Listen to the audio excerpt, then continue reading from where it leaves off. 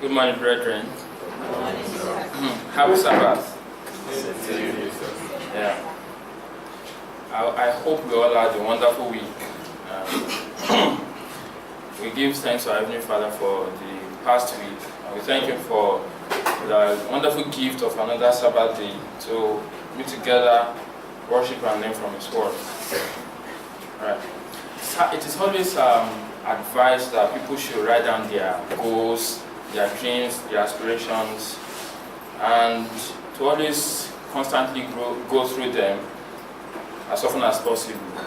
Because of the too many distractions in the world, you can easily lose track and lose focus.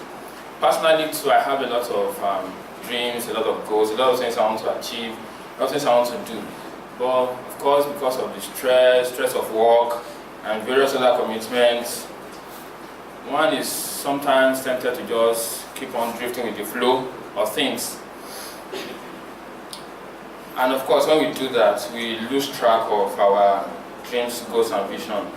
So I always try to go through what I've written down, and then whenever I do that, I'm motivated and recharged and revigorated to focus and push forward. And I believe that many of us too share similar experience. We have similar experience. And that's for the worldly goals that we set for ourselves. But the truth is that there is actually a bigger goal.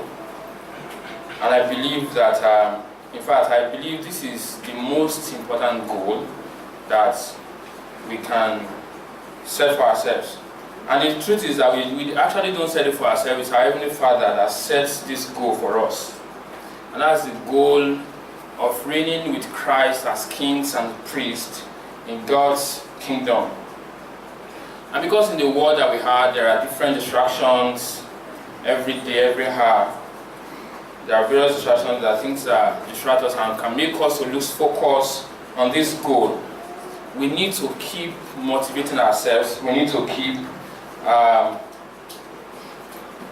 focusing on the goal and reminding ourselves of this goal. And keep reminding ourselves so that we can keep motivated and can push forward to fulfilling this very important dream. So this morning I want to speak on what I've titled the ultimate goal. The ultimate goal. And I'll be hoping to remind us what we already know, the most important goal that God Himself has set for us, and to also encourage us to be focused and not to allow any distraction that could be on our way and our push as we focus on achieving this goal of reigning with Christ in God's kingdom.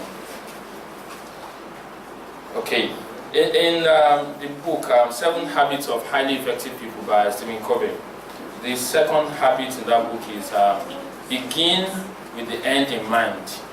If you have a goal, for you to be able to achieve the goal, you have to be able to picture the goal in your mind eyes. You have to be able to see the end results. That will help you, that will keep you focused. In fact, in Hebrews chapter 12 verse 2, we read of Jesus, the author and the finisher of our faith, who for the joy that was set before Him endured the cross, despising the shame. Jesus Christ too focused on the goal. He was able to see from the beginning, the end, the joy that was set before Him, the joy of dying for the sins of all men, the joy of bringing salvation by His death and life to all men. Because of this focus on this goal, He was able to endure the cross, the pain, was able to despise the shame. So it's critically important for us to first of all understand and really know this goal, this ultimate goal. We have to have it clear in our head. 1 Corinthians 2:9 says that the plan that God has for those who love Him, that's never, our physical eyes have never seen it, so have never come to our ears, our physical ears, so we've never really heard it, you don't know it. It's incredibly huge. The goal that God has set for us, the goal of reigning with Him, the eternal kingdom. Let's open our Bibles to the book of Romans, chapter 8. Romans chapter 8.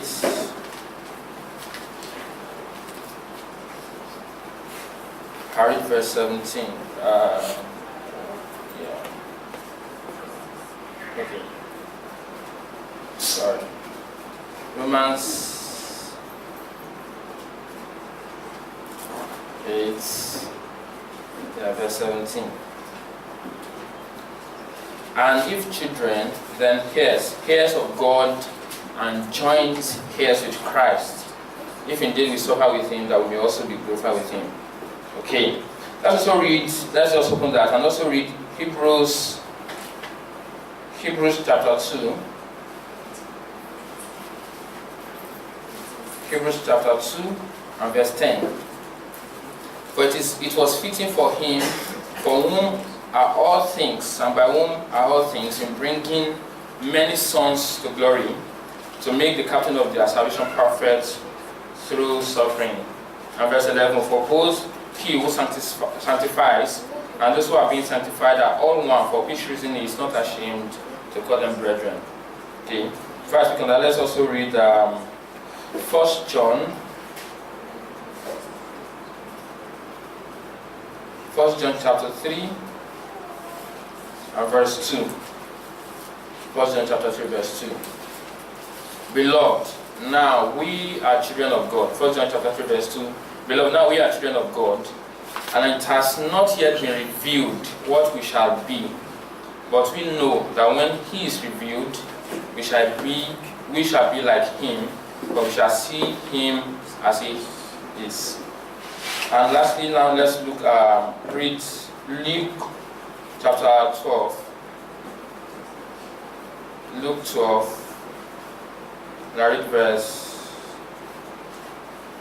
Luke 12, verse 32. Do not fear, little flock, for it is your Father's good pleasure to give you the kingdom. Okay, in all these four scriptures I've read, if you put them together, we'll see that the ultimate goal that God has set for us is that we should be born into God's family. We are going to become like him. 1 John 3:2. We'll see him as he is and we become like him. We become God. We be born into God's family. We become sons of God, true sons of God. The goal is to become sons of God. His goal is also to reign with Christ in God's kingdom. We are going to receive power from God, and we are going to have jurisdiction over the whole universe. We read in Romans 8, the manifestation of the creation of the universe awaits the manifestation of the sons of God. At the feast this year, many of these things were spoken to us under the theme, God's vision for you. For many of us growing up, we were taught that Christians, you go to heaven and then we'll sing every day, playing string instruments.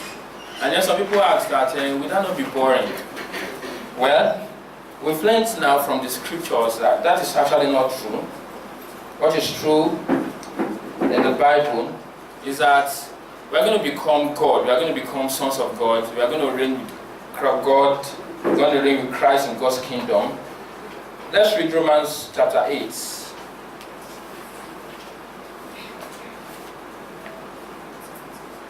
Romans chapter 8.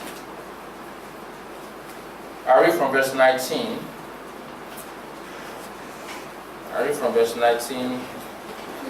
Romans chapter 8 from verse 19 to 23. For the earnest expectation of the creation eagerly waits for the revealing of the sons of God. The earnest expectation of the creation, of the whole universe, the cosmos, eagerly awaits the revealing of the sons of God. We are going to become sons of God. That is our ultimate purpose, our ultimate destiny, the ultimate goal. For the creation was subjected to futility, not willingly, but because of him who subjected it in hope. Because the creation itself also will be delivered from the bondage of corruption to the glorious liberty of the children of God. Our ultimate goal is to deliver the universe. Verse 23, for we know that the whole creation groans and labors with birth pangs together until now. Not only that, but we also have this first fruit of the Spirit, even we ourselves grown within ourselves, eagerly waiting for the redemption of our body. So the whole universe, the entire cosmos is waiting for the manifestation of the sons of God. We're given the authority to impart lives. We have the power to impart lives into the billions of dead planets. God will give us the power to create and to recreate the entire universe. We'll be ruling through all of eternity.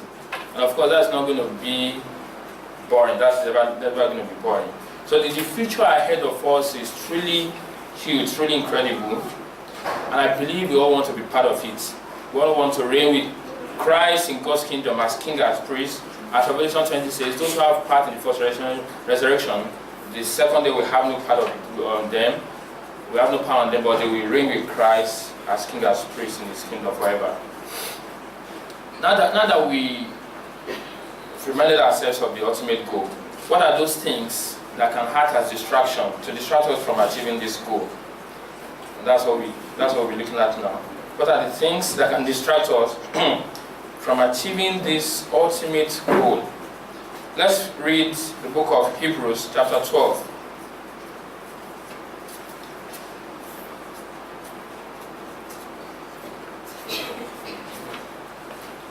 Hebrews chapter 12, I read verse 1.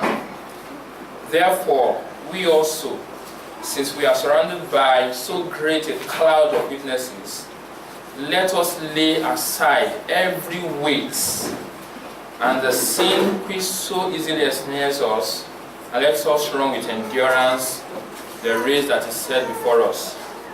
Let us lay aside every weight and the sin which so easily ensnares us. And this is what I'll be talking about today.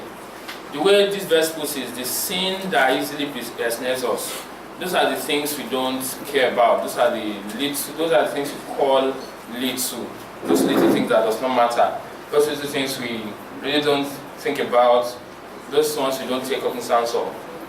And these are things that can actually derail us from achieving this goal. Because if you have a goal, if you want to achieve a particular thing, an objective, it will be hard for somebody to tell you not to achieve it. By coming straight to you, no, you can't do this, you should not do it. If you have set your mind that you want to do it, you will focus on doing it. But there are some little things that may distract you from doing those things. Those are the things we want to consider.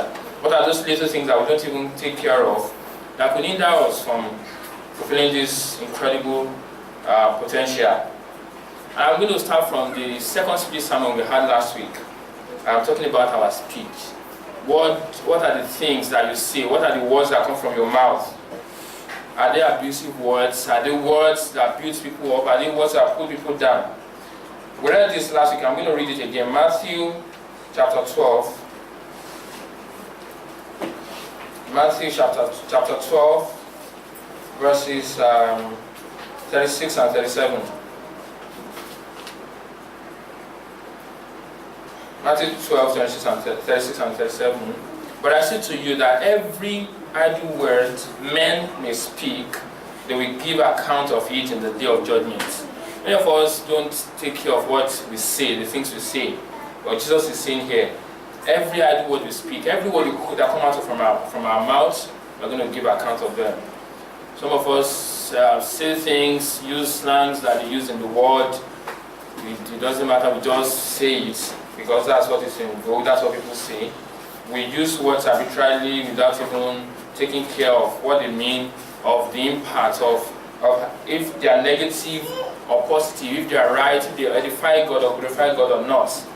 Verse 37, for by your words you will be justified, and by your words you will be condemned. So we have to be careful of how we use our tongue. Last week we had so much about that. So we have to be careful of how we use our tongue. If we don't use our mouth very well, if we don't use our tongue very well, it may hinder us from achieving this ultimate goal of reigning with Christ in his eternal kingdom. Let's also look at Titus, the book of Titus, chapter 3. Book of Titus, chapter 3. I read from verse 1 to verse 3. Book of Titus, chapter 3. Remind them to be subject to rulers and authorities, to be ready for every good work. Remind them to be subject to rulers and authority, to obey and to be ready for every good work. How many of us are rebels? How many of us are disobedient to authority? These are things that can hinder us from reigning with Christ. Verse 2, it's still talking about reminding them to speak evil of no one. What do you say about your friends, about your brother, about your sister when he or she is not there? To be peaceable, to be gentle, showing all humility to all men. How do you feel about yourself? Are we proud? Are we gentle? Are we humble? Are we full of ourselves? What do you say about your friend when he's not there? What do you say about your brother, your sister? Even in the church of God, what do you say about the next person sitting beside you when he or she is not there? Verse 3, for we ourselves were also once foolish, disobedient. Are we still disobedient? Deceived, serving various lusts and pleasures. How do we live our lives? Is it in lusts and pleasures, lustful pleasures? Hebrews said Moses put aside the fleeting pleasure of Egypt and he chose to go with God. How do we live our lives? In lustful pleasures, doing the things that are not right, things that do not edify us, that do not give glory to God. Living in malice and envy. Children of God should not keep malice. Do you keep malice? Do you keep malice? Are you fighting with someone and you kept the anger in your heart and you said, no, I'm not going to speak with this person. I'm not going to ever talk to this person. These are things that can hinder us from fulfilling this incredible potential. Living in malice and envy. Hateful and hating one another. Do you hate? Do you hate your brother? Do you hate your sister? Or do you show love? So the words we speak, if you are not careful, can hinder us from reigning with Christ when it comes to establish God's kingdom in earth forever. And the things we do can also hinder us. Do we hate our brother? Do we love our brother? Do we keep malice? Do you speak evil of another person? Do you gossip about your brother, about your sister? These are things that we do and we don't really care about it. We just say it's normal. After all, I'm doing the most important thing. We come to church, we keep the Sabbath, you probably pay your tithes, you keep the feast, and you do things that we think are very big. But all of these little things, do you gossip about another person? Do you keep malice? Do you say things you shouldn't do? Do you speak evil? What are the words you speak? How do we live our lives? These are very simple things that look simple, that the book of Hebrews that we read called the weight and the sin that easily ensnares us. These are the things we have to be very careful of. Let's open to Matthew chapter 5. Matthew chapter 5, verses 27 and 28. Matthew 5, 27 and 28. You have heard that it was said to those of old, you shall not commit adultery. But I say to you that whoever looks at a woman to lust for her has already committed adultery with her in his heart. So Jesus was talking about, he was giving several examples here, and this is one of the examples he mentioned. This was saying, it's not that you committed a sin physically that you have actually committed a sin. When you think in your heart of doing that sin, you have also done it. So it's not just what it says, it's not just what we do, it's also about our thoughts. There are a lot of sinful thoughts that will hinder us from reigning with Christ in God's kingdom. We have to also be careful of what we think about. We have to be careful of the kind of thoughts that we have in our hearts. Is it the thought of hatred or lustful thoughts? I just was saying here, the thought of adultery. You look at a woman or you look at a man and you already undressed her in your mind. You have not done it physically, nobody is seeing you, but God can see you and He can see our hearts. And He's saying we should be careful of what we think in our hearts.